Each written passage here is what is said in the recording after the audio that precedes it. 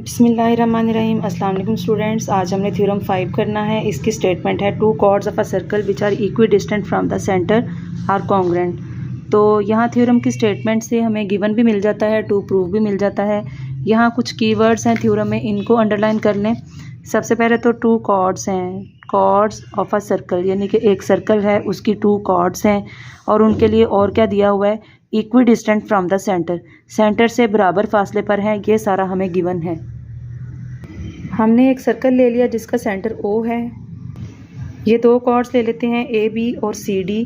हमारे पास गिवन है two chords of a circle which are equidistant. हम ये दो कॉर्ड्स ले लेते हैं सर्कल की AB और CD। हमारे पास इनके लिए क्या कंडीशन है कि chords of a circle which are equidistant from the centre, यानी कि इनका सेंटर से फासला जो है वो बराबर है दोनों का। तो ये दोनों जो कॉर्ड्स हैं इनका सेंटर से डिस्टेंस होगा क्या। पॉइंट का लाइन से डिस्टेंस लेने के लिए हम पॉइंट से उस लाइन पे परपेंडिकुलर ड्रा करते हैं, यानी कि ऐसी लाइन जो इसके साथ 90 का एंगल बना रही होगी। इसी तरह से ये देखें, ये O जिस पॉइंट पे ये परपेंडिकुलर जो है इसको यहाँ पे AB कॉर्ड पे मीट कर रहा है, इसको H का नाम दे देते हैं। इसका मतलब OH जो है ये परपेंडिकुलर है AB के। ये परपेंडिकुलर हमने क्यों लिया है, क्योंकि ये आपको पता होना चाहिए कि पॉइंट से किसी लाइन का अपने डिस्टेंस लेना है तो वो हमेशा परपेंडिकुलर डिस्टेंस होता है। इसी तरह से CD कॉर्ड का डिस्टेंस हम ले लेते हैं, उसके लिए भी हमें परपेंडिकुलर ड्रा करना पड़ेगा, यानी कि ये भी एक ऐसी लाइन होगी जो इसके साथ 90 का एंगल बना रही है CD के साथ। तो इसको नाम दे देते हैं पॉइंट K का। तो OH डिस्टेंस है AB का और OK डिस्टेंस है CD कॉर्ड का। तो हमें गिवन ये है कि ये दोनों कॉर्ड सेंटर से बराबर फासले पर हैं, इक्वी डिस्टेंट मतलब बराबर फासले पर हैं फ्रॉम द सेंटर। तो इसका मतलब है हमारे पास गिवन क्या हो गया, गिवन है यहाँ पे कि मेजरमेंट OH जो है वो इक्वल है मेजरमेंट OK के। अब इसका गिवन लिखेंगे, AB and CD are two chords of a circle with centre O and measurement OH equal to measurement OK। और साथ में यहाँ पे OH जो है ये परपेंडिकुलर है AB पे और OK परपेंडिकुलर है CD के। तो बुक में से भी आप गिवन देख लें। गिवन क्या है, AB and CD are two chords of a circle with centre at O। OH is perpendicular to AB and OK is perpendicular to CD, so that ये क्योंकि इक्वी डिस्टेंट है तो मेजरमेंट OH इक्वल है measurement OK के। अब यहाँ पे हमने प्रूव क्या करना है, वो भी यहाँ हमें स्टेटमेंट से मिलेगा। प्रूव ये करना है आर कॉन्ग्रेंट। कौन कॉन्ग्रेंट है, टू कॉर्ड्स, यानी कि टू कॉर्ड्स जिनके लिए ये सारी कंडीशंस दी हुई थी वो हमने उनको प्रूव करना है कि वो कॉन्ग्रेंट है, मतलब उनकी लेंथ सेम है। यानी कि हम ये प्रूव करेंगे, हमारे पास टू प्रूफ है, यहाँ पे टू प्रूव है मेजरमेंट AB कॉर्ड है, दूसरी जो है वो CD, AB की मेजरमेंट CD की मेजरमेंट के बराबर है। टू प्रूफ जस्ट ये है measurement AB equal to measurement CD। फिर हम इस तरह से करते हैं जिससे हमें प्रूफ में आसानी मिले। हम O को A से ज्वाइन कर देते हैं और O को C से भी ज्वाइन कर देते हैं। इस तरह से हमारे पास दो ट्रायंगल्स बन गई हैं, एक है OAH और दूसरी है OCK। यानी कि हम लिखेंगे join O to A and O to C so that we have right triangles. ये 90 डिग्री का एंगल है, ये भी 90 का, इसका मतलब है राइट ट्रायंगल्स बनी हैं OAH एंड OCK। तो ये कंस्ट्रक्शन एज इट इज़ आप लिखेंगे, join A and C with O, A and C with O so that we can form right angle triangles OAH and OCK। के बाद बारी आती है प्रूफ की, जिसमें आती है ये थ्योरम 4 का कन्वर्स है। जो चीज़ें वहाँ पे गिवन थी यहाँ पे वो टू प्रूफ हैं और वहाँ जो टू प्रूफ थी वो यहाँ पे गिवन है।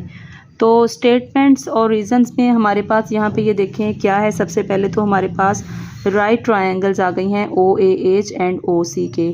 इनमें क्या चीज़ें सेम है, इनमें ये OA मेजरमेंट, क्योंकि ये रेडियस है सर्कल का, और OC भी सर्कल का रेडियस है। ये radius of the same circle है इसलिए ये इक्वल है। लेकिन अगर आप सिर्फ इस ट्रायंगल को देखते हैं तो इस ट्रायंगल के लिए ये OA, क्योंकि राइट ट्रायंगल है तो OA इसका हाइपोटेन्यूज है। इसी तरह से इस ट्रायंगल के लिए OC इसका हाइपोटेन्यूज है। इसका मतलब है इन राइट ट्रायंगल्स में हाइपोटेन्यूज OA इसका जो है वो दूसरी ट्रायंगल के हाइपोटेन्यूज OC के इक्वल है।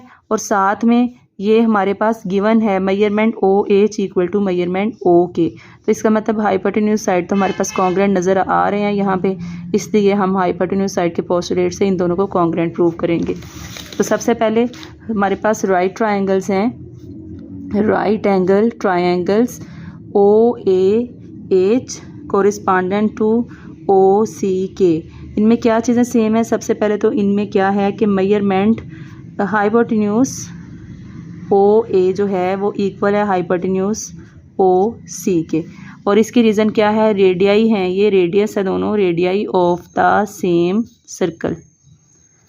और इनमें क्या चीज़ सेम है? इनमें मेजरमेंट ओ एच जो है वो इक्वल है मेजरमेंट ओ के। इसकी रीज़न क्या है? ये हमें गिवन था। तो ये तो हो गया हाइपोटेन्यूज और ये है एक साइड। तो राइट ट्रायंगल्स में जब ये दोनों कॉन्ग्रेंट आ जाए तो फिर हम कहेंगे ये दोनों ट्रायंगल्स आपस में कॉन्ग्रेंट हैं।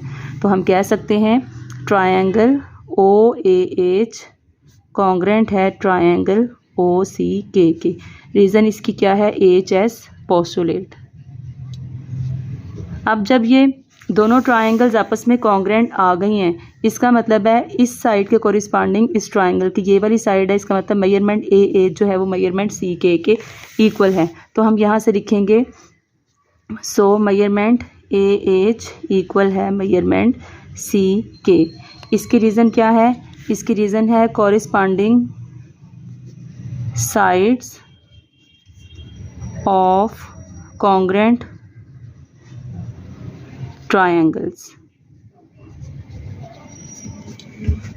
आपने एक थ्योरम ये भी किया था कि सर्कल के सेंटर से अगर हम किसी कॉर्ड के ऊपर स्ट्रेट लाइन ड्रॉ करते हैं जो कि इसके परपेंडिकुलर है, ऐसी लाइन सर्कल के सेंटर से जो कि कॉर्ड के ऊपर परपेंडिकुलर है, तो वो कॉर्ड को बाइसेक्ट करती है, मतलब टू इक्वल पार्ट्स में डिवाइड करती है, यानी कि मेजरमेंट ए एम इक्वल आता है मेजरमेंट बी एम के।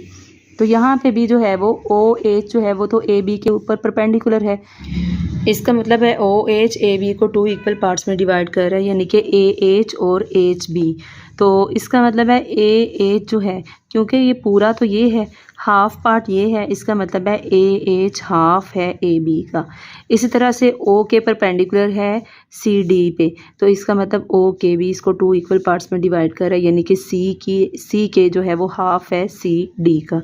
तो इसको हम इस तरह से लिख सकते हैं मेजरमेंट ए एच हाफ है मेजरमेंट ए बी का, मेजरमेंट सी के हाफ है मेजरमेंट सी डी का। अब अगर इसको हम इक्वेशन 1 कह लें, इसको इक्वेशन 2 कह लें और इसको इक्वेशन 3 कह लें। यहाँ पे इसको दोबारा लिख लेते हैं, मेजरमेंट ए एच इक्वल आया हमारे पास मेजरमेंट सी के, ए एच जो है वो सी के इक्वल है। तो यहाँ पे अगर आप देखें कि 1, 2 और 3 को यूज़ करें, ए एच तो इक्वल है हाफ मेजरमेंट ए बी के, तो हम इसी को करते हैं आगे, इसको हम ए एच की हम जगह पुट कर देते हैं 1/2 मेजरमेंट ए बी। ये देखें ए एच की ये वाली वैल्यू यहाँ पुट कर देते हैं और सी के की वैल्यू ये वाली यहाँ पुट कर देते हैं measurement half measurement C D. ये देखें ए एच सी के इक्वल है, तो हम ए एच की जगह पुट कर देते हैं ये वाली वैल्यू और सी के की जगह ये वाली वैल्यू पुट कर देते हैं, तो हमारे पास ये इक्वेशन आ गई। अब यहाँ से 1/2 दोनों तरफ से कैंसिल हो जाएगा, तो ये रह जाता है measurement A B equal to measurement C D. इसकी रीज़न क्या है? हमने यहाँ पे यूज़ किया है यूजिंग इक्वेशन 1, 2 एंड 3। तो अब यहाँ से हमारे पास आ गया मेजरमेंट ए बी इक्वल है मेजरमेंट सी डी के। तो अगर आप टू प्रूव देखें तो टू प्रूव यही था हमारे पास कि हमने ए बी को सी डी के इक्वल प्रूव करना है। तो ये था इस थ्योरम का कंप्लीट प्रूफ। उम्मीद है आपको समझ आई होगी।